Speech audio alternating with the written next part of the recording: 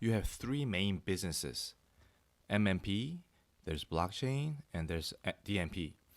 It seems like you're drawing a big picture. What is it? We've tapped into what we believe is this next generation of marketing. And the next generation marketing is a next generation feedback loop. So mobile apps, we think were the start of that, where a customer wants to effectively measure audiences or people, no matter what device they connect on. They've got one in their pocket, they've got a tablet at home, they've got a connected TV, they have potentially a connected refrigerator, and there is a lot to be said around how marketers care about understanding that household and all the devices in which they can engage. So our big picture is, how do we become the platform that that marketer wants as their single pane of glass, their single view? And what that requires is a unified object model, unified integration model, and the ability to do data orchestration with all of this data, so postbacks and decisioning. And what we learned 2 or 3 years ago was that in addition to that core operating platform, which we call our unified audience platform, they also want to understand a total footprint of devices that are out there in the world. And we learned this because our top customers said to us, hey, our data is our data. Contractually, philosophically, you, Coachava, can't sell it, you can't aggregate it, you can't share it in a co-op. But, and we're glad about that, all of our big customers, they would never want to give up their data and share it. They said, but do you have other customers that would be willing to share their data? And so what they were really saying was, we need a mobile-first database of available audiences that we can cross-compare with our first-party audiences. And so that began a process where we said, oh, that's an interesting idea. But instead of building a co-op and asking everyone to participate, we built effectively a free version of Coachava, and we call it Free App Analytics. And Free App Analytics is free, but we get all of your data first-party licensed to us.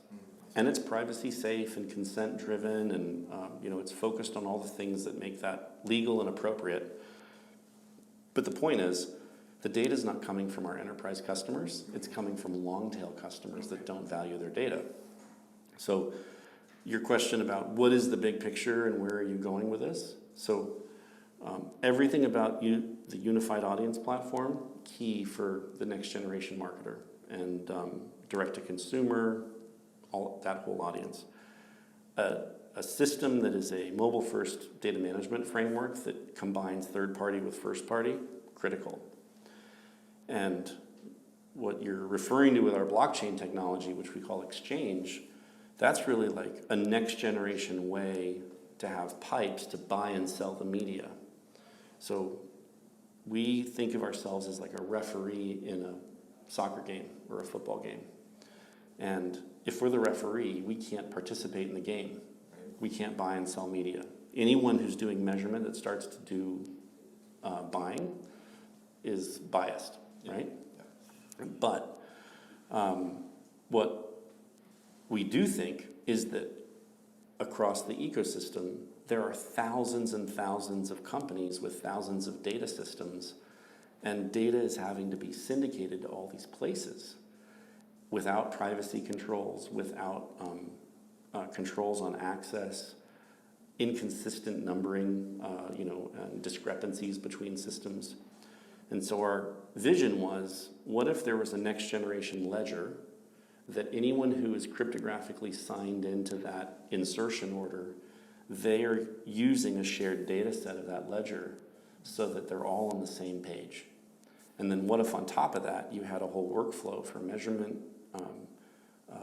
data targeting, payment, and reconciliation.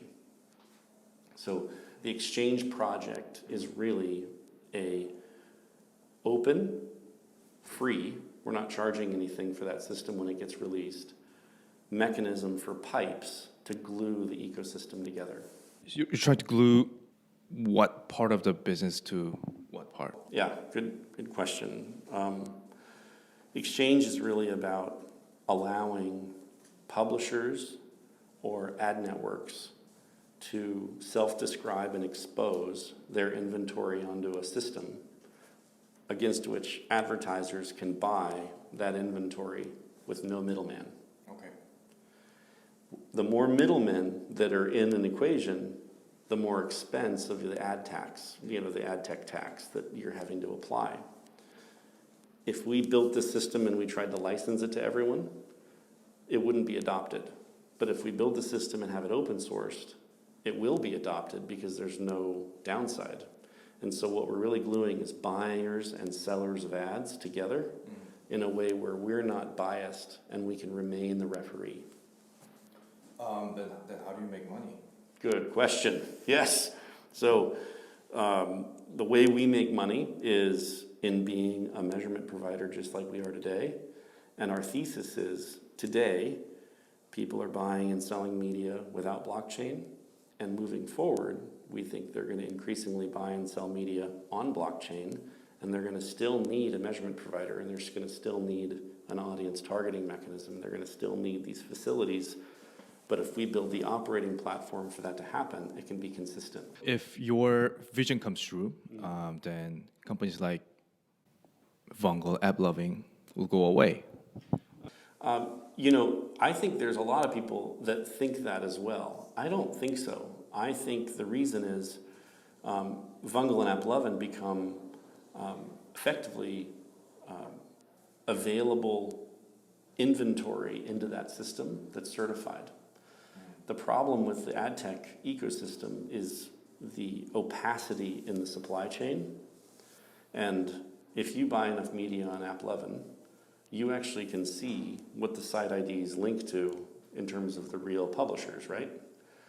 The idea here is, what if that was just automatic and cryptographically secured? So you can verify that that's the subsource of the inventory. Okay. So I don't think that they go away. In fact, I think they become really valuable in the ecosystem just like they are today. This will also beat the fraud. I think that's the biggest issue, is that fraud shows up in a few different ways. One is in opacity. Like if you don't know what the source is, it's really easy to just mess with the data sets. Yeah. The other one is identity verification of the players involved. So the New York Times, this was published about a year ago, but the New York Times felt like there was a lot of publishers who were masquerading as the New York Times and selling inventory that was totally fraudulent. And what they decided to do was to take their inventory off of all the programmatic SSPs and see if you could still buy on the New York Times. And in fact, you could. Yeah. And that just demonstrates it wasn't on the New York Times. If you have a mechanism to verify the identity of the publishers cryptographically, where there's a math involved in qualifying those identities of those sources, the ecosystem gets cleaned up really, really quickly. No bank would ever extend a loan to buy a house if they couldn't do a credit check. Right. And in the same way, P&G shouldn't be buying media from media sources where they can't verify where it's actually running. And there are so many companies in the ecosystem, a unified verification system has not been plausible. But if that system was an open and free framework where there was no one to benefit by selling one system or another, then all of a sudden adoption can happen. That's our thesis. Okay, makes sense.